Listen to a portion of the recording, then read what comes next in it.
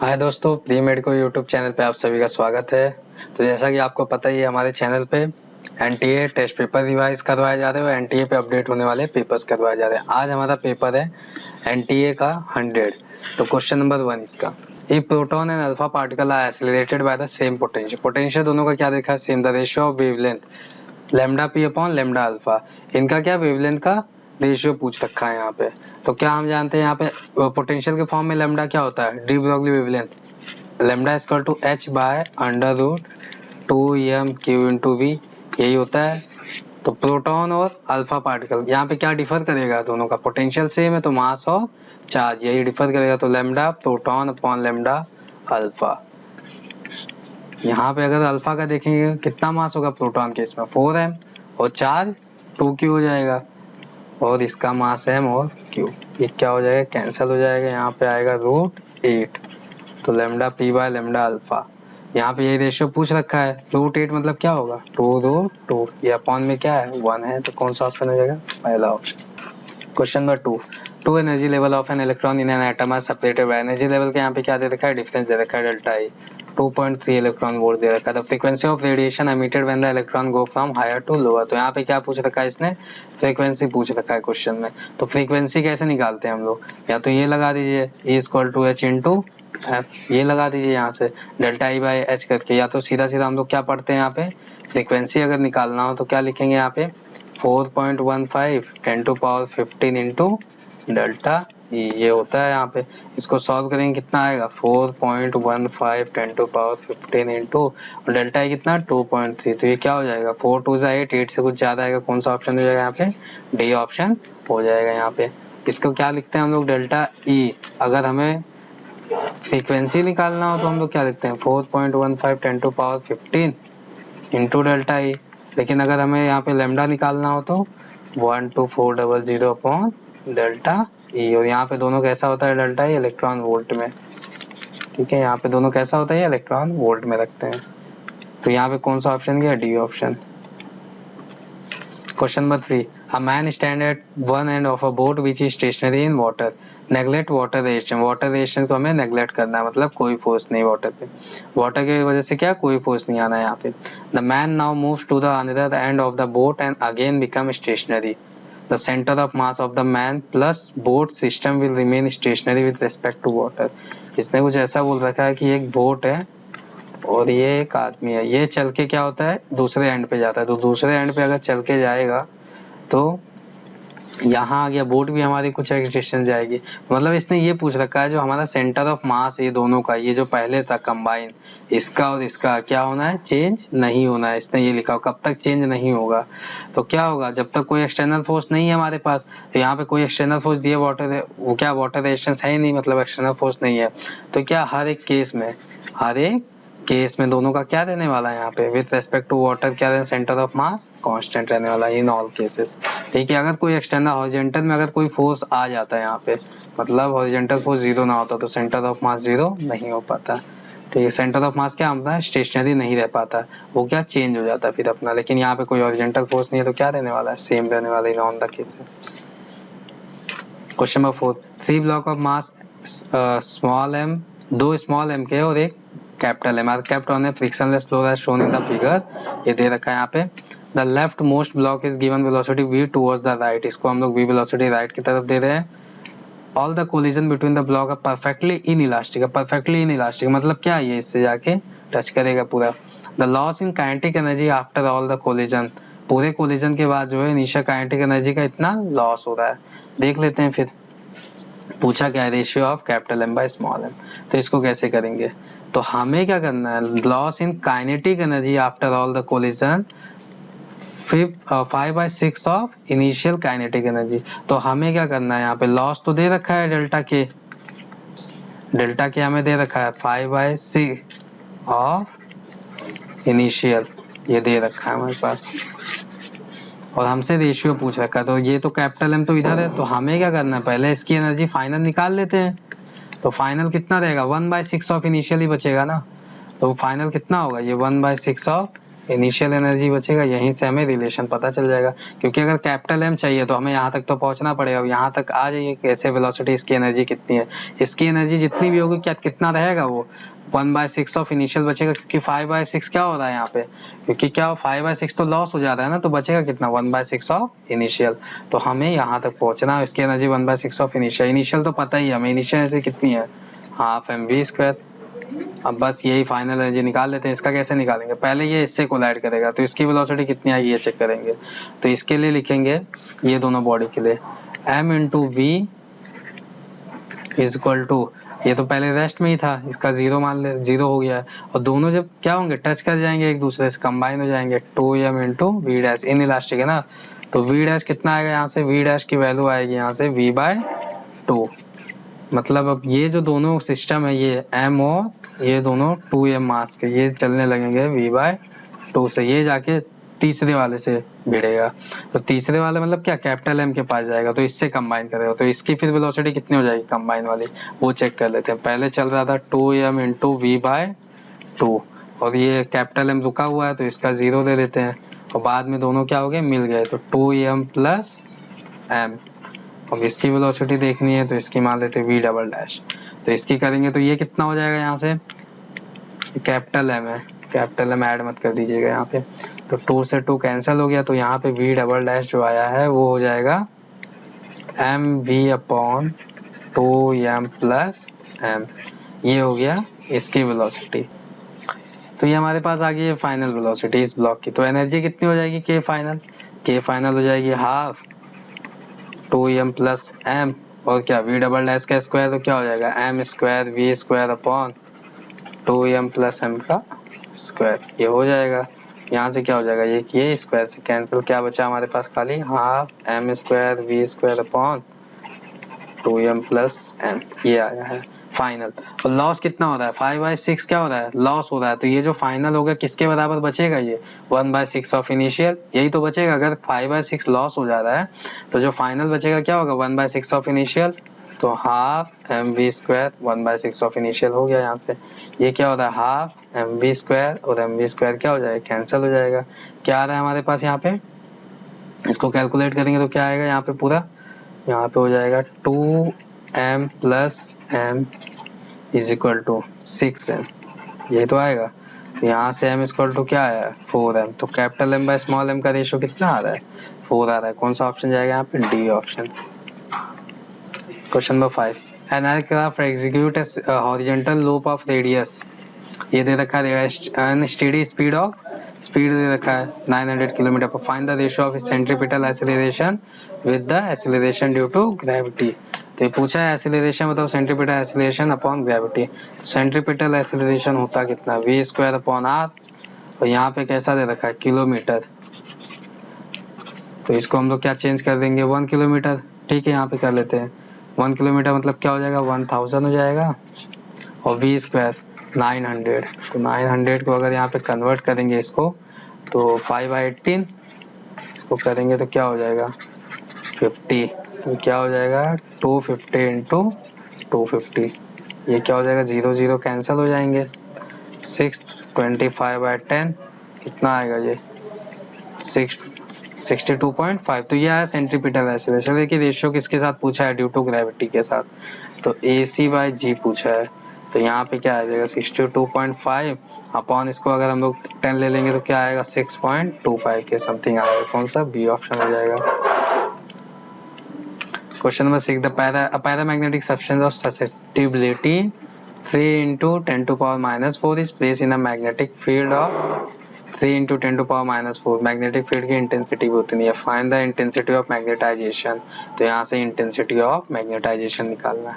तो हम लोग क्या जानते हैं इंटेंसिटी ऑफ मैग्नेटाइजेशन किसके बराबर होता है, यहाँ पे जो काई होता है मतलब क्या ससेप्टिबिलिटी इंटू क्या होता है मैग्नेटिक फील्ड के, तो कितना दे रखा है 3 × 10⁻⁴, दोनों सेम दे रखा है, तो क्या आ जाएगा सीधा 9 × 10⁻⁸, दोनों को क्या करना था हमें मल्टीप्लाई करना, कौन सा ऑप्शन जाएगा ये ऑप्शन हो जाएगा। Question number 7, forward value of R in the circuit as shown current passing through 4 ohm resistance will be 0, पूछा है 4 ओम से करंट 0 होना चाहिए, इसके लिए आर की वैल्यू कितनी होनी चाहिए। तो ये वाला देखना कैसे, अगर यहाँ से करंट नहीं जा रही है तो इसका कोई मतलब नहीं है यहाँ पे, तो ये पूरा 6 वोल्ट क्या हो गया, यहाँ पे आ जाएगा 6 वोल्ट, ये भी क्या हो जाएगा 6 वोल्ट, ये भी क्या हो जाएगा 6 वोल्ट, और यहाँ पे क्या है 4 वोल्ट, और ये कितना 10 वोल्ट। तो ये इसके बीच में डिफरेंस कितना है, यहाँ पे इसके बीच में डिफरेंस कितना है 2 वोल्ट है। तो हमें यहाँ पे क्या पता चल गया, वोल्ट पता चल गया है, आर की वैल्यू बतानी है, आर इक्वल टू 2/I चाहिए हमें, करंट कितनी आ रही है, करंट कितनी आ रही है, तो करंट कहाँ से पता चलेगी, यहाँ से, इसके बीच में डिफरेंस कितना है 4 वोल्ट है, और हमें करंट चाहिए और कितना है 2 ओम है, तो यहाँ से करंट कितनी आ रही है 2 एम्पेयर। तो 2 एम्पेयर अगर यहाँ से आ रही है तो हमें क्या बताना है आर, तो आर इक्वल टू क्या होगा 2/2, क्या आएगा यहाँ पे 1 ओम हो जाएगा। कौन सा ऑप्शन हो गया, A option. Question number 8. When two resistors R1 R2 are connected in series, they consume 12 watt powers. When they are connected in parallel, they consume 50 watt power. तो पहले अगर इनको सीरीज में कर रहे हैं तो ये कितने पावर कर रहे हैं 12 watt पावर्स, और when they are connected in parallel, they consume, तो यहाँ पे अगर सीरीज में देखा जाए तो 12 watt, और अगर पैरेलल में देखा जाए तो ये कर रहे हैं 50 watt, यही कर रहे हैं। What is ratio of powers of R1/R2, तो powers of ratio of R1/R2 पूछ रहा है, ये किसके प्रोपोर्शनल होगा वैसे, पावर इक्वल टू क्या V²/R, तो यहाँ से हम लोग देख सकते हैं कि हम लोग 1/R, यही तो है प्रोपोर्शनल, तो हम लोग क्या कर सकते हैं R1/R2 के वजह से ratio of powers of R1 and R2, तो हम लोग क्या निकाल सकते हैं यहाँ पे R2/R1 का रेशियो निकाल लें, यही क्या हो जाएगा P1/P2 पे पावर का रेशियो हो जाएगा। तो हमें क्या निकालना है एक्चुअल में R2/R1 का रेशियो, तो कैसे करेंगे यहाँ पे, पहला वाला क्या कह रहा है, पहला वाला सीरीज में कह रहा है, तो सीरीज में नेट रेजिस्टेंस कितना हो जाएगा, सीरीज के लिखेंगे PS सीरीज, तो V²/R1 प्लस R2, पैरेलल में करेंगे तो क्या आएगा V²/R1 R2, और ये क्या हो जाएगा R1 प्लस R2।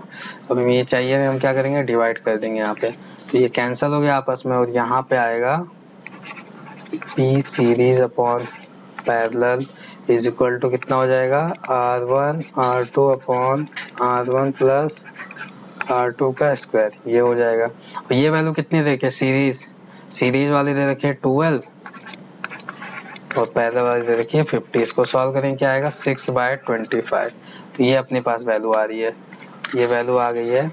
हमें चाहिए क्या ratio powers of R1 and R2, तो हमें सीधा सीधा R2/R1 का रेशियो चाहिए, पावर का रेशियो या फिर क्या रेशियो ऑफ रेजिस्टेंस का निकाल ले इनवर्स करके, तो 6/25 is equal to R1 R2 upon R1 plus R2 का स्क्वायर। इसको पूरा अगर सॉल्व करेंगे, इसको पलट दे 25/6 R1 square plus R2 square plus 2R1 R2 upon, ये क्या हो जाएगा R1 R2। तो हमें तो रेशियो चाहिए, तो इसको कुछ रेशियो के टर्म में आना चाहिए, तो हम लोग क्या करते हैं यहाँ पे डिवाइड कर देते हैं R2 स्क्वायर से क्या कर देंगे यहाँ पे डिवाइड, क्योंकि R2/R1 चाहिए ना, तो हम R1 स्क्वायर से डिवाइड कर देते हैं यहाँ पे 25/6, तो यहाँ पे अगर हम डिवाइड करेंगे R1 स्क्वायर से तो ये आएगा 1, और ये आएगा R2/R1 का स्क्वायर प्लस 2R2/R1, ये हमने क्या कर दिया यहाँ पे डिवाइड कर दिया। सेम कंडीशन नीचे भी हम लोग डिवाइड कर सकते हैं R1 स्क्वायर से, तो R2/R1 बचेगा, इसको पूरा सॉल्व करेंगे तो क्या आएगा यहाँ पे, इसको मल्टीप्लाई कर देते हैं 25R2/R1 is equal to 1 plus R2/R1 का स्क्वायर प्लस 2R2/R1, यहाँ पे क्या था 6 था। अब क्या करेंगे 6 को भी यहाँ पे मल्टीप्लाई कर देंगे, तो 6 को कर देंगे तो क्या बनेगा 25R2/R1 equal to 6 plus 6R2/R1 का ये स्क्वायर और प्लस 12R2/R1। अब ये इस इक्वेशन को देखना, इस इक्वेशन की बात करते हैं तो ये 12R2/R1 किधर ले आएंगे, यहाँ ले आएंगे इस साइड लेके आने के बाद कुछ हमारा टर्म इस तरह दिख जाएगा यहाँ पे x स्क्वायर प्लस ये जो होता है a x square b x plus c equal to क्या 0। इसमें एक्स की वैल्यू जैसे निकालते हैं या फिर कॉमन लेने के बाद कॉमन लेके यहाँ पे वैल्यू निकाल देंगे। यहाँ पे R2/R1 की वैल्यू कुछ 3/2 के फॉर्म में आएगी, सी ऑप्शन हो जाएगा। यहाँ पे पूरा सॉल्व कर लेना इसको। जो यहाँ पे इक्वेशन आएगा, इक्वेशन बना देते हैं। यहाँ पे इक्वेशन क्या बन के आएगा, यहाँ पे इक्वेशन जो हमारा आएगा यहाँ पे ये आ जाएगा 13 R2/R1 equal to 6 plus 6 R2/R1 का स्क्वायर। और फिर इसको भी यहाँ लेके आ सकते हैं। इसको अगर हम यहाँ लेके आ जाएंगे तो ये हो जाएगा 0 और माइनस 13 R2/R1। तो ये हमारा इक्वेशन कुछ ऐसा दिख रहा है। फिर हम लोग इसको जो भी इसमें जैसे x निकालते हैं सेम उसी तरह से यहाँ पे इसको x मान के निकाल सकते हैं। तो R2/R1 का रेशियो यहाँ पे आ जाएगा, सी ऑप्शन आएगा। थोड़ा लंबा यहाँ पे सॉल्यूशन है इसका।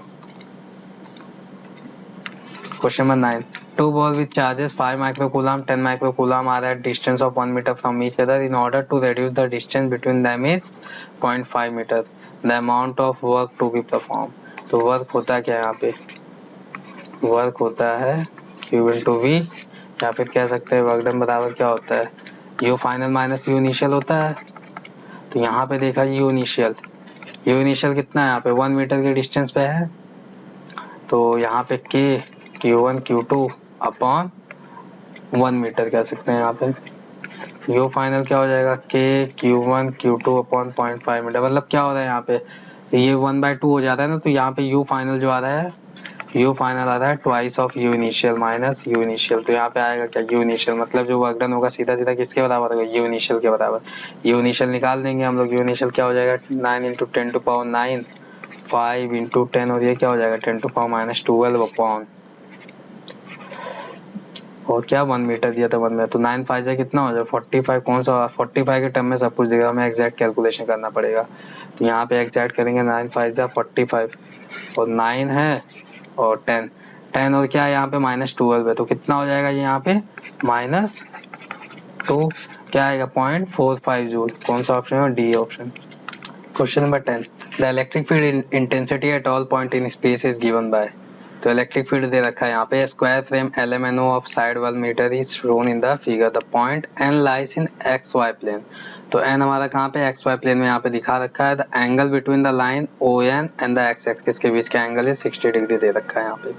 Then the flux of electric field through frame. तो यहाँ पे हमें फ्लक्स की वैल्यू पूछ रखा है। तो इसका एरिया वेक्टर क्या होगा, एरिया वेक्टर कुछ इस तरह होगा। तो एरिया वेक्टर के 2 कंपोनेंट आएंगे, एक ये एक्स एक्सिस को साफ बना दे थोड़ा फिगर। ये हमारा दे रखा है वाई एक्सिस, यहाँ पे ये दे रखा है वाई एक्सिस और ये दे रखा है एक्स एक्सिस और यहाँ पे एन पॉइंट है जो कि ये एंगल बना रहा है 60। तो इसका एरिया वेक्टर कुछ इधर आएगा, मतलब ये मान लेते हैं ये एरिया वेक्टर का डायरेक्शन कहाँ होगा, इधर ही होगा। ये ऐसे मान लेते हैं यहाँ पे। तो एरिया वेक्टर के 2 कंपोनेंट हो जाएंगे, एक एक्स के अलोंग एक वाई के अलोंग। ये y के अलोंग चला गया और ये कहाँ चला गया, x के अलोंग चला गया। तो ये y के अलोंग गया ये नेट। तो ये अगर 60 है तो ये कितना होगा, ये 30 और ये कितना हो जाएगा 60। तो y के अलोंग कितना आएगा a cos 60 और क्या आएगा माइनस j कैप, क्योंकि ये y एक्सिस है ये x एक्सिस है। तो ये अगर यहाँ पे कितना a cos 60 minus j cap, तो ये कितना हो जाएगा, ये x की वैल्यू हो जाएगी a sin 60 और क्या आएगा आई कैप। तो यहाँ से अब हम फ्लक्स निकाल सकते हैं। E डॉट ए होता है, कर लेंगे यहाँ पे E कितना दे रखा है 3 I cap minus J cap dot A cos 60 कितना हो जाएगा यहाँ पे cos 60 की वैल्यू यहाँ पे 1/2 और minus J cap plus A sin 60 A√3/2 और आई कैप। इसको सॉल्व करेंगे पूरा। यहाँ पे आई से मल्टीप्लीकेशन होगा, कितना आएगा 3/2। एरिया तो 1 है ना, तो 3/2 हो जाएगा और माइनस माइनस प्लस हो जाएगा प्लस 1/2। कितना आ रहा है ये 4/2। क्या आ रहा है यहाँ पे 2 वोल्ट मीटर, सी ऑप्शन हो जाएगा। Question number 11, two identical wire A and B have the same length L and carry current same I. Wire A is bent into circle of radius R, इसको हम लोगों ने circle बना दिया, wire B को क्या कर दिया, स्क्वायर ऑफ साइड ए, तो पहले वाले को हम लोगों ने सर्कल बना दिया।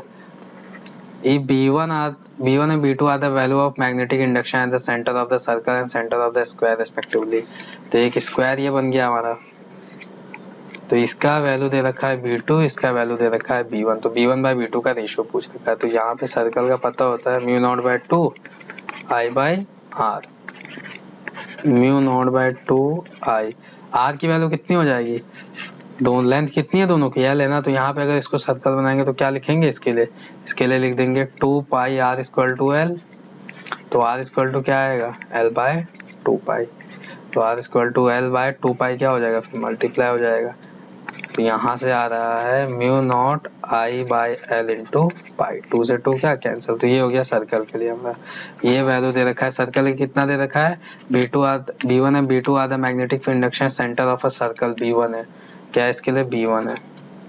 तो B2 के लिए देखते हैं, B2 के लिए होता क्या है, स्क्वायर के लिए ना, तो स्क्वायर पे कितना बनाएगा, ये कितना एंगल बना रहा है, ये 45 डिग्री, तो लगा देंगे पहले एक के लिए, म्यू नॉट बाय B2 नहीं, पहले एक के लिए कर देते हैं, फिर जो टोटल आएगा वो B2 के बराबर हो जाएगा, mu nought by 4 pi I by, ये डिस्टेंस कितना हो जाएगा, A बाय 2, क्योंकि ये कितना है पूरा A है, तो कितना हो जाएगा डिस्टेंस, A बाय 2, A मान लेते हैं, A साइड का स्क्वायर है, A बाय 2, और sine 45 plus sine 45, 1 by root 2 plus 1 by root 2, तो क्या आएगा 2 बाय रूट 2 मतलब रूट 2, तो ये आ जाएगा mu nought by 4 pi I by A root 2 into 2।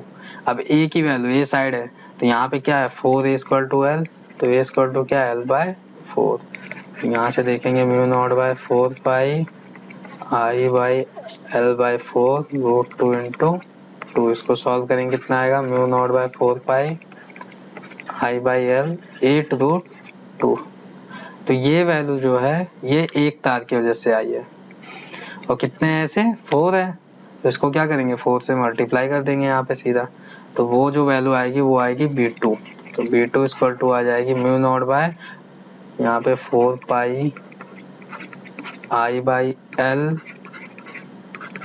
Into 8 root 2 into 4, तो 4 से 4 क्या हो जाएगा, ये कैंसिल, तो आएगा mu nought by pi I by L 8 root 2। अब ये दोनों को क्या करना है, यहाँ पे B1 बाय B2 मतलब ये इतना, ये क्या करना है डिवाइड करना है, इसको हमें इससे डिवाइड करना है, तो दिख रहा है यहाँ पे mu naught I by L और mu naught I by L क्या होता है कैंसिल होता है, क्या बचेगा pi by 8 root 2 upon pi, तो आएगा pi upon 8 root 2 upon pi, तो क्या आ रहा है पाई स्क्वायर बाय 8, तो कौन सा ऑप्शन होगा, बी ऑप्शन है। रिपीट हुआ क्वेश्चन है ये। Question number 12, in a series LCR circuit resistance R 10 ohm and the impedance भी कितना है 10 ओम है, कौन सी कंडीशन हो गई, ये तो रेजोनेंस कंडीशन हो गई, the phase difference between the current and voltage, तो क्या होता है यहाँ पे 0।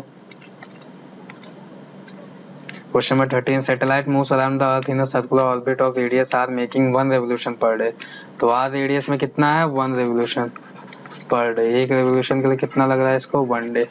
The second satellite moving in a circular orbit moves around the earth once in 8 days, को कितना लग रहा है T1 मान लेते हैं, T2 8 डेज। पूछा क्या है the radius of orbit of the second satellite, तो इसका हमें रेडियस पूछ रखा है R2, तो हम क्या जानते हैं T square directly proportional R cube, लगा देंगे यही वाला, यहाँ पे अगर देखेंगे T2 by T1 square equal to R2 by R का क्यूब, तो T2 कितना है यहाँ पे 8 है, 8 square equal to R2 by R cube हो जाएगा यहाँ पे, इसको हम लोग फिर पावर को क्या कर देंगे यहाँ लेके आ जाएंगे, क्या आएगा यहाँ पे 2 पे पावर 2 हो जाएगा R2 बाय आर, तो कितना आ रहा है R2 इक्वल टू 4R, कौन सा ऑप्शन गया बी ऑप्शन हो गया। Question number 14, two sphere of mass small m capital M situated in air and the gravitational force between them is F. The space around the mass is now filled with liquid of specific gravity 3। पहले क्या थे दोनों मास ऐसे air में थे तो उनके बीच का फोर्स F था। अब उनको क्या किसी लिक्विड में डाल दिया गया, कोई मीडियम लेके आया, specific gravitational force will be. तो पूछा आप फोर्स कितना होगा, तो ग्रेविटेशन का भी ग्रेविटेशन फोर्स क्या मीडियम पे डिपेंड ही नहीं करता, सीधा मास पे रहता है इस पर। इलेक्ट्रिक और मैग्नेटिक फील्ड होता है लेकिन ग्रेविटेशन नहीं होता है, तो यहाँ पे कौन सा बी ऑप्शन हो गया। Question number 15. Two solid sphere of radii R1 and R2 made of same material and have similar surface. Same material है और surface भी कैसे है, similar है। These are raised to a same temperature, same है, and allowed to cool under identical condition. The ratio of the initial rate of loss of heat, तो क्या होता है loss of heat, H equal to sigma E T पे power 4, यही तो होता है। तो बाकी सब तो हमें सेम ही दे रखा है, किस पे सीधा सीधा डिपेंड, एरिया पे, और एरिया किस पे डिपेंड होता है, आर स्क्वायर पे। तो क्या हो जाएगा R1 square by R2 square. The ratio of initial rate of loss of heat, तो क्या हो जाएगा R1 square by R2 square. यहाँ कौन सा सी ऑप्शन जाएगा। Question number 16. An ideal gas is found to obey an additional law Vp square is equal to constant. The gas is initially at temperature T and volume V. When it expand to a volume 2V, the temperature become. तो यहाँ पे temperature volume में, इसमें volume तो दे रखा है। अब ये हम लोग क्या जानते हैं, PV इक्वल टू nRT। तो वॉल्यूम प्रेशर के जगह क्या लग सकते हैं, nRT बाई V। तो यहाँ से हम लोग लिख सकते हैं nRT बाई V। तो यहाँ से क्या समझ में आ रहा है, V स्क्वायर प्रोपोर्शनल किसके हो जाएगा, T के। अब क्या बोला है यहाँ पे, it expand to volume 2V। अगर वॉल्यूम अगर ट्वाइस कर रहे हैं, यहाँ पे V क्या हो रहा है, रूट T। तो वॉल्यूम अगर ट्वाइस कर रहे हैं तो ये टेम्परेचर कितना होगा, रूट 2 टाइम्स हो जाएगा, ये ऑप्शन हो जाएगा यहाँ पे। Question number 17. 1 mole of ideal diatomic gas undergoes a transition from A to B जा रहा है along path AB as shown in the figure. The change in internal energy of a gas during the transition. तो change in internal energy, तो ये होता क्या है, NCV और क्या डेल्टा T। तो डायटोमिक है, तो डायटोमिक के लिए क्या लिख देंगे, 5/2 into R N into delta T। इसको हम लोग क्या लिख सकते हैं, 5/2 N R डेल्टा T को क्या लिख सकते हैं यहाँ पे, T2 माइनस T1, और इसको एक्सपांड करके लिखें क्योंकि हमें क्या वॉल्यूम और प्रेशर के टर्म में लाना है यहाँ पे। 5/2 NR T2 minus NR T1।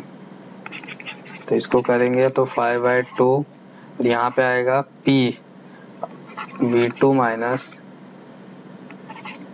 P1 V1, यही तो होगा। अब यहाँ पे वैल्यू पुट कर दें, यहाँ पे 5/2 P2 और V2, तो यहाँ पे P2 कितना है, यहाँ पे B कितना है 2 और 6, यहाँ पे तो कितना 12, लेकिन यहाँ पे किलो में, तो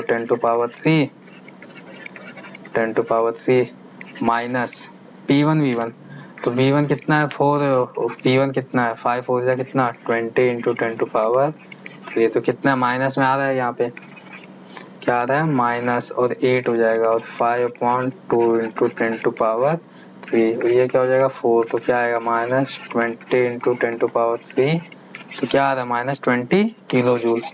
कौन सा ऑप्शन, या बी ऑप्शन, माइनस में आ रहा है। Question number 18. A long wire carries a steady current. It is bent in a circle of 1 ton and the magnetic field at the center of the coil is B. 1 ton किया जा रहा है तो कितना है, B है। Then it is bent in a circle of n ton. अब इसको अगर n tens में कर रहे हैं तो n टन कर रहे हैं तो इसका नंबर भी क्या हो जाएगा, इसका रेडियस भी क्या होना है, कम होना है। तो मैग्नेटिक फील्ड यहाँ पे n टन से ले रहे हैं, तो magnetic field of coil will be, तो यहाँ पे अगर देखा जाए B इक्वल टू क्या होगा, μ0/2 I/R, अगर रेडियस इसका R है। तो यहाँ पे कितना हो जाएगा, B मान लेते B डैश हो रहा है यहाँ पे, μ0/2 N I/, इसका जो नया वाला रेडियस आएगा स्मॉल r, और ये स्मॉल r क्या हो जाएगा, दोनों का लेंथ तो सेम है ना, तो 2πr इक्वल टू क्या है, N इंटू 2π स्मॉल r। तो यहाँ से क्या निकल के आ रहा है, R/N इक्वल टू क्या हो रहा है यहाँ पे R, तो यहाँ से भी R/N अगर कर देंगे तो N क्या हो जाएगा ऊपर, तो B डैश क्या आ रहा है यहाँ पे, B इंटू N स्क्वायर। तो ये तो काफी फेमस क्वेश्चन है ये क्या हो जाता है, अगर नंबर ऑफ टाइम्स n करते हैं तो मैग्नेटिक फील्ड क्या होगा, n स्क्वायर टाइम्स बढ़ता है। कौन सा ऑप्शन जाएगा, बी। मैग्नेटिक मोमेंट क्या होता है, 1/n टाइम जाता है, ये मैग्नेटिक मोमेंट क्या होता है 1/n टाइम जाता है, तो बी ऑप्शन हो जाएगा यहाँ पे। Question number 19. A long solenoid with 40 turns per centimeter carries a current 1 ampere. The magnetic energy stored per unit volume. तो क्या होता है इसका formula b square by 2 mu not रख देंगे यहाँ पे. b इक्वल टू क्या होगा यहाँ पे सोलेनॉइड के लिए mu naught N I upon 2 mu not. Square है ना, स्क्वायर लगा देंगे यहाँ पे. तो एक से म्यू नॉट तो कैंसिल हो जाएगा. क्या बचेगा हमारे पास mu naught N square I square upon 2. Mu naught की वैल्यू कितनी हो जाएगी 4 pi into 10 to power minus 7. N number of turns पर सेंटीमीटर दे रखा है यहाँ पे. तो मीटर में कन्वर्ट करेंगे क्या आएगा 40 बाय और 1/100. तो क्या आएगा 4000 इंटू 4000. और आई कितना 1 एम्पेयर. तो 1 का स्क्वायर 1 ही आना है, इसका कोई मतलब नहीं है यहाँ पे. Divide by 2. तो यहाँ से देखेंगे 2 2 जा 4. यहाँ पे कितना हो जाएगा यहाँ पे 2 4 जा 8 और 8 4 जा 32.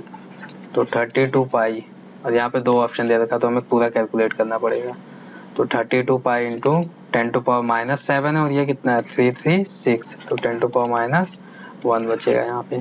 तो इसको करेंगे कितना 3.2 पाई हो जाएगा. कौन सा ऑप्शन किया, ये ऑप्शन हो जाएगा. Question number 20. A particle start its motion from rest under the action of a constant force if a distance covering first 10 second is s1. तो रेस्ट से स्टार्ट हो रहा है और पहले 10 सेकंड में कितना कवर कर रहा है ये हाफ मान लेते हैं. अच्छा डिस्टेंस होता है कितना है, रेस्ट से अगर कवर कर रहा है डायरेक्ट लगा देते हैं यहाँ पे. क्या होगा सीधा सीधा टाइम के क्या होगा स्क्वायर के प्रोपोर्शनल होगा ना यहाँ पे. तो s1 बाय s2 सीधा लगा देते हैं यहाँ पे 10 इंटू 10 अपॉन 20 इंटू 20. क्या आ रहा है 1/4. क्या पूछा है यहाँ पे s2. तो s2 कितना, अच्छा s2 में s2 s1 में रिलेशन क्या आएगा 4s1. क्यों कौन सा ऑप्शन हो गया s2 equal to 4s1. B option हो गया. Question number 21. Body is projected with initial velocity दे रखा है यहाँ पे हॉरिजॉन्टल रेंज. हॉरिजॉन्टल रेंज का क्या होता है formula 2ux uy upon g यही होता है. और क्या होता है इसके अलावा तो ये पढ़ते हैं ना u square sine 2 theta by g. अब इसे साइन 2 थीटा को हम लोग क्या लिख सकते हैं 2 साइन थीटा कॉस थीटा. तो इसी के टर्म में इसको चेंज कर दिया है. ये वाला भी सीधा सीधा याद कर किए रहते हैं हम लोग. ux कितना 8 है और ये 6 अपॉन g 10 हो गया यहाँ पे. इसको कैलकुलेट करेंगे तो कितना आ जाएगा यहाँ पे 2 4 जा 8 हो जाएगा 5 टाइम जाएगा ये. तो ये करेंगे तो 4 6 जा 24 और 2 जा कितना 48 अपॉन 5. तो 5 9 जा 45. 9 से थोड़ा सा ज्यादा है. कौन सा ये ऑप्शन चला जाएगा यहाँ पे. Question number 22. Consider car moving along a straight horizontal road with speed दे रखी कार की. If the coefficient of static friction between the tyre and the road is 0.5 the shortest distance in which the car can be stop.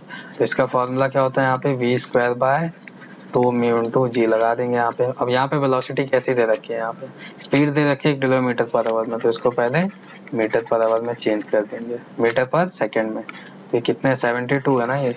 तो कितना 4 time ज़्यादा है. कितना आएगा ये 20 मीटर पर सेकंड. रख देंगे यहाँ पे 20 इंटू 20 अपॉन 2 इंटू ये क्या है 0.5 तो इंटू 10 तो क्या आएगा यहाँ पे 5 आएगा. इसको कैंसिल करेंगे 10 टाइम और ये कितना 2 कितना आ रहा है 40 मीटर. कौन सा ऑप्शन जाएगा बी ऑप्शन हो जाएगा. Question number 23. A spring balance is attached to a ceiling of a lift. A man hangs his bag on the spring and the spring reads 49 Newton when the lift is stationary. तो lift जब रुकी हुई है lift है lift के ceiling से एक spring है यहाँ पे मैन अपना बैग लटकाता है. तो लिफ्ट जब रुकी है 49 when the lift is stationary. if the lift move downwards. अब लिफ्ट क्या है नीचे की तरफ आ रही है कितना 5 मीटर पर सेकंड स्क्वायर से. तो स्प्रिंग पे क्या लगेगा यहाँ पे स्यूडो फोर्स m इंटू है और क्या होगा F स्प्रिंग फोर्स होगा और नीचे क्या लगेगा mg. तो पूछा है ये स्प्रिंग बैलेंस का बताएं. तो यहाँ से इक्वेशन से क्या निकल के आ रहा है Fs plus ma equal to mg. तो स्प्रिंग फोर्स क्या हो जाएगा यहाँ पे mg माइनस e. अब यहाँ पे mg माइनस a हो जाएगा. तो यहाँ पे m और ये g और ये कितना एक्चुअल में लिखा है g बाय 2. तो mg बाय 2 तो 49 का हाफ. ये कितना हो जाएगा 49 का हाफ अप्रॉक्स कितना 24 न्यूटन के आसपास आएगा. ये कौन सा बी ऑप्शन जाएगा.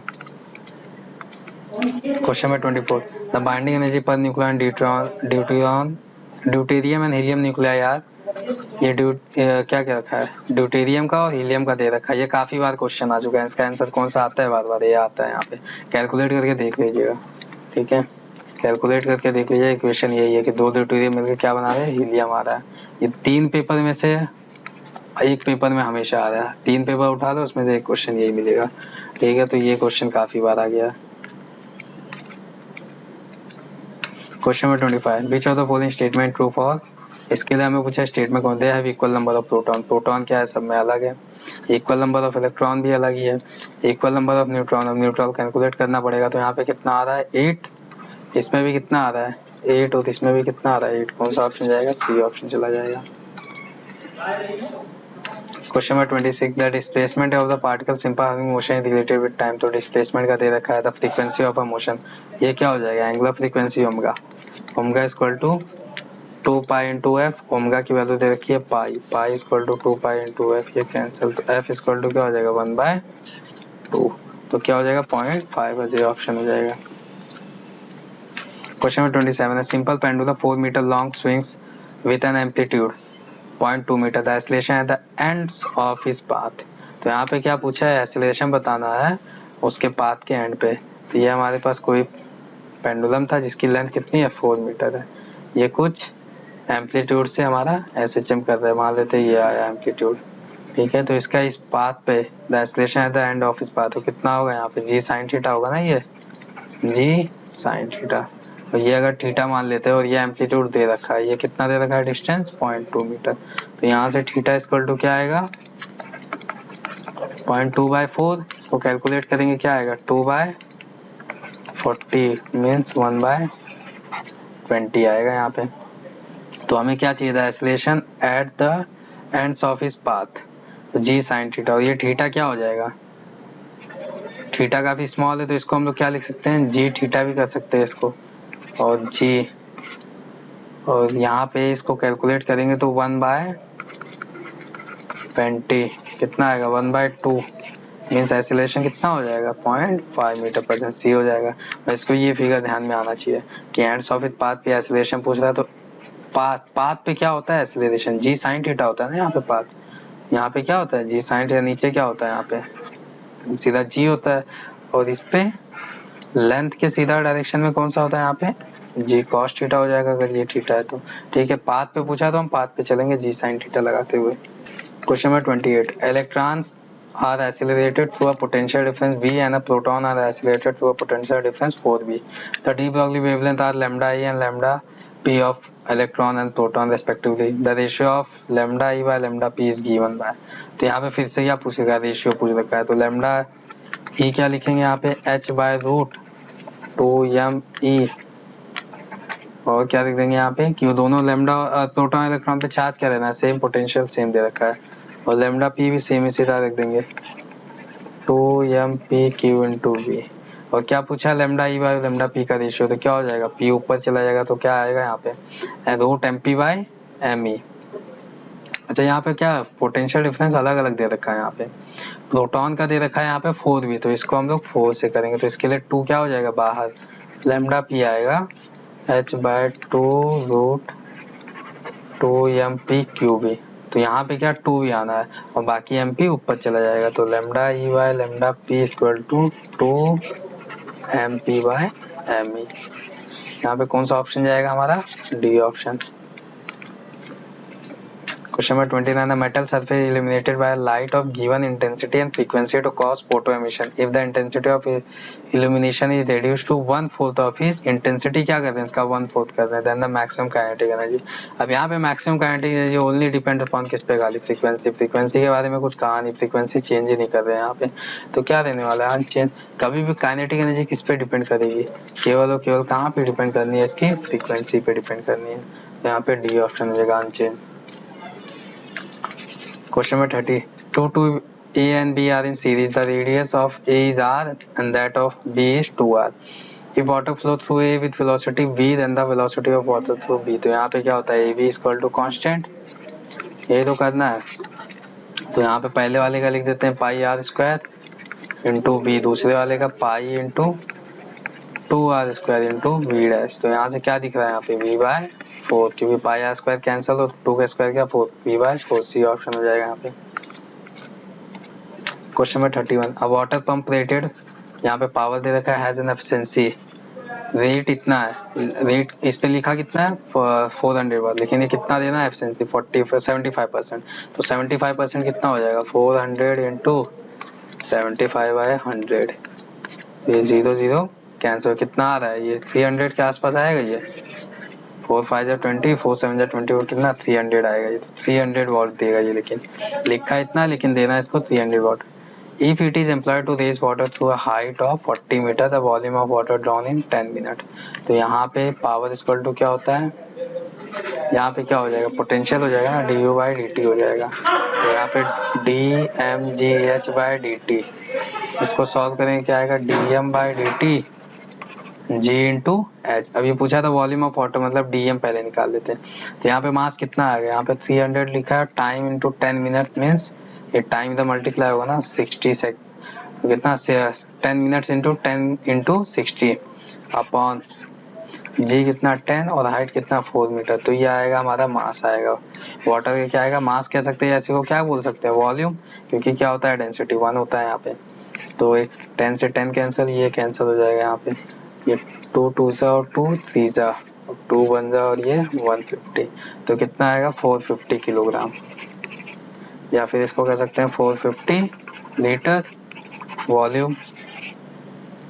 तो 450 लीटर, लेकिन यहाँ पे मीटर क्यूब में दे रखा है, तो क्या होता है यहाँ पे 1 लीटर इक्वल टू क्या होता है 10 टू पावर क्या होता है -3 होता है ना यहाँ पे।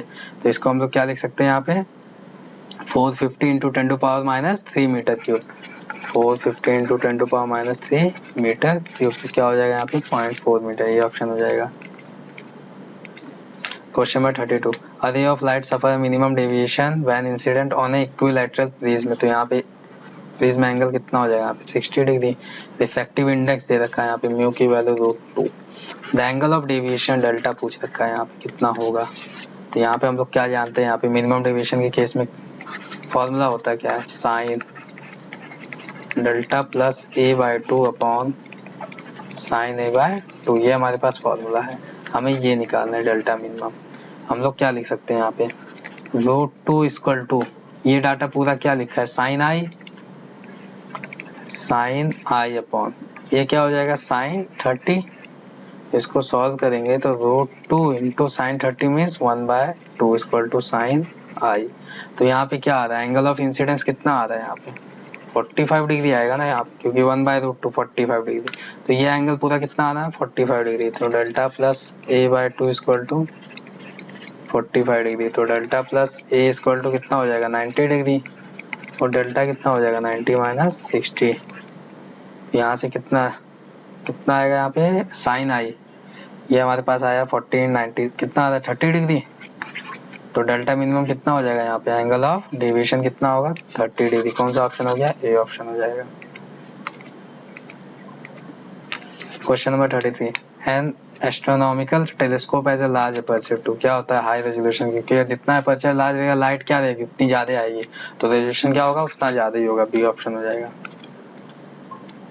Question number 34, a solid cylinder rolled down from an inclined plane of height h. What is the velocity of cylinder when it reaches the bottom of the plane? तो सीधा सीधा ये फॉर्मूले पे बेस पे क्वेश्चन आ गया 2gh 1 plus k square upon r square. यहाँ पे सिलेंडर दे रखा है 2gh 1 प्लस क्या होता है 1/2, इसको करेंगे क्या हो जाएगा 2 ऊपर जाएगा 4gh/3, तो क्या आ रहा है 4gh/3, कौन सा ऑप्शन होगा सी ऑप्शन है।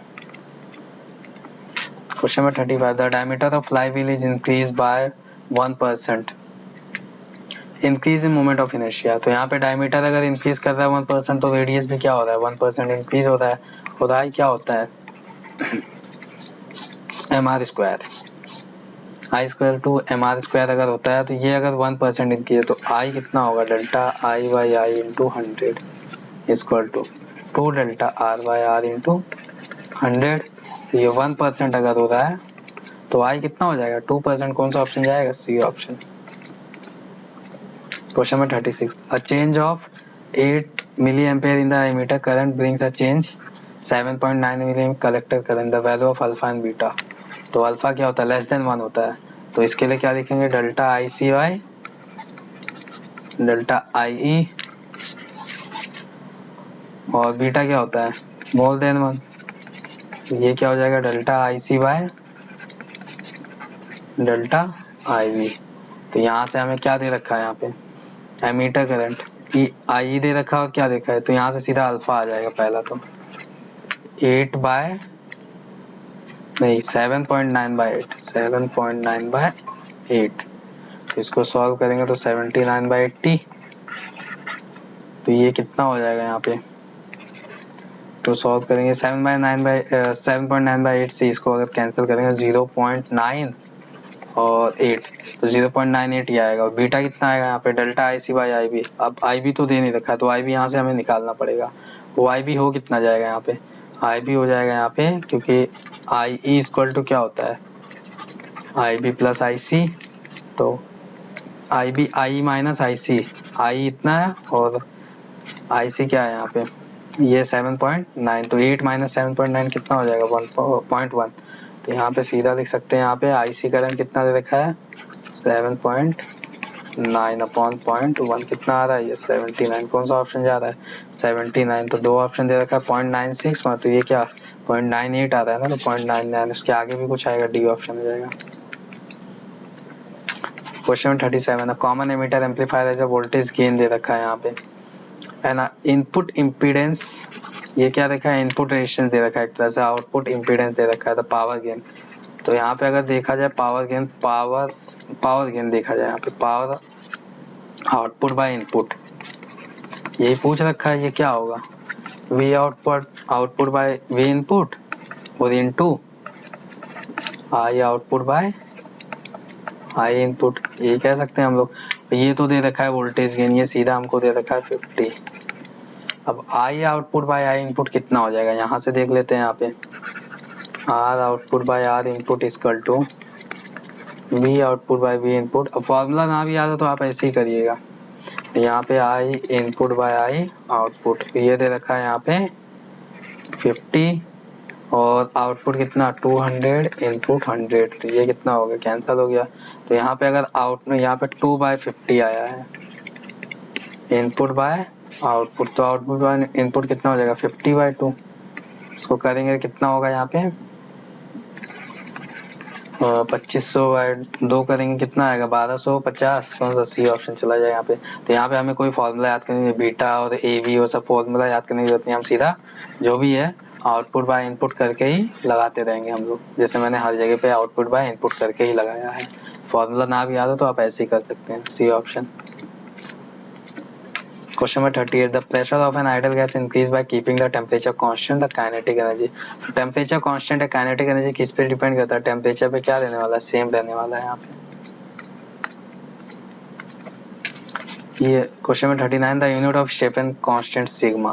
तो ये क्या होता है यहाँ पे अगर देखा जाए एच इक्वल टू हम लोग क्या पढ़ते हैं, एच इक्वल टू यहाँ पे ए ई तो क्या होता है 1 होता है, इसका कोई मतलब है नहीं। यहाँ पे सिग्मा टी पे पावर 4 अगर ऐसे देखे डायमेंशन निकाला, और ये क्या होता है हीट लॉस पर सेकंड होता है यहाँ पे। तो ये वॉट हो जाएगा, एक तरह से क्या लिखा है पावर, तो ये वॉट हो जाएगा। और ये मीटर स्क्वायर सिग्मा और ये केल्विन पावर 4। तो देख लेते हैं वॉट मीटर -2 केल्विन पावर -4, ये क्या आ जाएगा सिग्मा का डायमेंशन आएगा। तो m-1 k-4 कौन सा सी ऑप्शन जा रहा है। Question number 40 2.5 dots are 1 millimeter apart on a black paper. They are viewed by the eye of people. Diameter कितना देगा 3 millimeter. Approximately what is the maximum distance at which this dot can be resolved by the eye? तो यहाँ पे 1 millimeter के distance पे क्या है, दो डॉट है जो कि आंख से देखे जा रहे हैं। यहाँ पे ये डी डिस्टेंस मान लेते हैं, ये डिस्टेंस हमसे पूछा है। और यहाँ पे थीटा एंगल बना रहा होगा, और थीटा की वैल्यू यहाँ पे कितनी होगी 1.22 लेमडा बाय डी। लेमडा दे रखा है, डी दे रखा है, स्मॉल डी की वैल्यू पूछ रखा है, लिख देंगे यहाँ पे theta equal to 1 millimetre by small d equal to ये कितना हो जाएगा 1.22 और लेमडा की वैल्यू 500 मिलीमीटर 10⁻³ अब और क्या हो जाएगा यहाँ पे डायमीटर 3 मिलीमीटर 3 × 10⁻³। अब इसको कैलकुलेट कर देंगे, डी की वैल्यू यहाँ से निकाल लेंगे। Question number 41 In YDAC experiment the intensity of light on a point of the screen where the path difference is lambda is I। तो ये क्या हुआ मैक्सिमम दे रखा है, lambda being the wavelength, तो मैक्सिमम इंटेंसिटी दे रखी है यहाँ पे। The intensity at a point where the path difference is lambda by 4। तो क्या होता है इसका फॉर्मूला I = I maximum और क्या होता है cos स्क्वायर 5/2। इसको कैलकुलेट कर लेंगे। यहाँ पे क्या आएगा, यहाँ पे आई मैक्सिमम तो यहाँ पे आई दे रखा है और cos स्क्वायर 5 कितना हो जाएगा यहाँ पे हम लोग क्या लिखते हैं 5/2 पाई इक्वल टू, यहाँ पे पार्ट डिफरेंस कितना दे रखा है λ/4, लैम्डा इंटेंसिटी पहले थी। 5 इक्वल टू क्या आएगी 2 पाई/4 मीन्स पाई/2। यहाँ पे पाई/2 और क्या हो जाएगा एक और 2 है नीचे तो पाई/4। इसको करेंगे तो आई और cos पाई/4 मतलब क्या 45, तो 1/√2 का स्क्वायर मीन्स क्या आएगा सीधा 1/2, तो i/2 हो जाएगा इंटेंसिटी, बी ऑप्शन हो जाएगा। Question number 42, police car moving at 22 metre per second chase the motorcyclist, the policeman sounds his horn as 176 hertz. तो यहाँ पे क्या है पुलिस कार है, मोटरसाइकिल को क्या करता है चेज कर रहा है, तो इसकी फ्रीक्वेंसी दे रखी है यहाँ पे उसके हॉर्न की। while both of them move towards, तो दोनों के दोनों किसके तरफ जा रहे हैं यहाँ पे किसी सायरन की तरफ जिसकी फ्रीक्वेंसी 165 दे रखी है यहाँ पे। Calculate the speed of the motorcycle, speed of the motorcycle बताना है हमें यहाँ पे। If it is given that the motorcycle does not observe any beat, तो कोई भी बीट इसको अगर सुनाई नहीं दे, जीरो बीट। बीट क्या होता है यहाँ पे फ्रीक्वेंसी का डिफरेंस, मतलब यहाँ से जिसको इतनी यहाँ से जो फ्रीक्वेंसी सुनाई दे रही होगी मान लेते हैं f' और यहाँ से f1 मान लेते हैं और यहाँ से जो f2, तो f1 minus f2 equal to क्या आ रही है 0, तो f1 इक्वल टू क्या f2 करना है हमें, मतलब यहाँ से जितनी सुनाई देगी और यहाँ से दोनों को बराबर करनी है। तो यहाँ से कितनी सुनाई देगी इसके लिए निकाल लेंगे पहले, 176 हर्ट्ज है और क्या होता है यहाँ पे v plus minus v observer, तो यहाँ पे ऑब्जर्वर कौन सा है ये v वेलोसिटी क्या जा रहा है दूर जा रहा है तो माइनस हो जाएगा यहाँ पे, तो 330 माइनस v और क्या हो जाएगा यहाँ पे नीचे सोर्स का, तो सोर्स क्या आ रहा है पास आ रहा है तो 330 और ये भी माइनस में हो जाएगा 330 माइनस पास आ रहा है तो क्या होगा बढ़ेगी फ्रीक्वेंसी तो -22 इज इक्वल टू फाइनल वाले के मतलब इससे जितना आ रहा है तो इससे कितना इसको सुनाई देगा, इससे देखा जाए इसकी फ्रीक्वेंसी है 165 और ये क्या ऑब्जर्वर तो यही है और ये पास आ रहा है तो इसको हम लोग देख सकते हैं 330 प्लस v अपॉन 330, क्योंकि सोर्स तो हमारा क्या है रुका हुआ है, इसको सॉल्व करना है। इसको सॉल्व यहाँ पे 330 माइनस इसको अगर सॉल्व करेंगे 176 330 माइनस v अपॉन यहाँ पे अगर 330 माइनस 22 तो कितना आएगा 308 और ये 165 330 प्लस v बाय 330, तो यहाँ पे इसको सॉल्व करेंगे तो क्या आएगा अपना यहाँ पे 11 टाइम्स इसको देखेंगे 11 से जा रहा है कि नहीं, 11 से चला जा रहा है तो 11 1 जा और 11 6 और ये भी 11 से जा रहा है ये भी जा रहा है 11 1 11 5 जा, तो ये आ जाएगा 16 330 minus v upon 38 equal to 15 330 plus v by 330।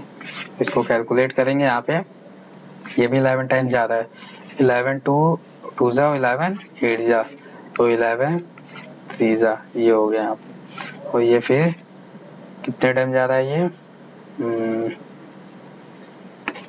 2 times का 2 टाइम्स ले जाते हैं 214 और 215, यहाँ से 15 से 15 ये कैंसिल हो जाएगा और यहाँ पे 8/7, तो हमारे पास आसान हो गया अब तो 8/7 330 minus v equal to 330 plus v, बस और इसको हम लोग सॉल्व करेंगे तो यहाँ पे v की वैल्यू कुछ आ रही थी 22 मीटर पर सेकेंड आएगी।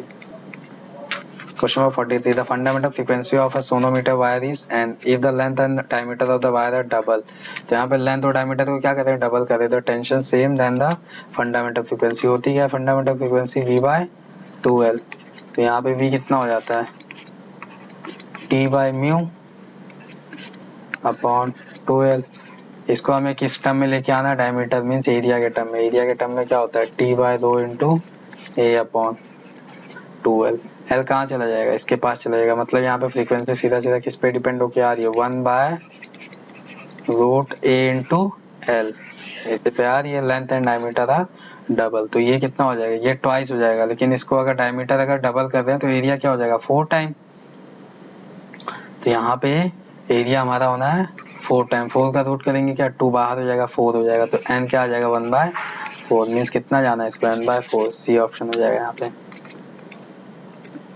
Question number 45. For an ideal gas, the specific heat at constant pressure Cp is greater than the specific at constant volume Cv. This is because, तो इसको क्या लिख सकते हैं, क्यों ऐसा होता है यहाँ पे, Q इक्वल टू लिखेंगे क्या NCP डेल्टा T, लेकिन चेंज इन इंटरनल एनर्जी क्या होगा NCV डेल्टा T। तो यहाँ पे क्या लिख सकते हैं NCP delta T equal to NCV delta T और प्लस NR डेल्टा T।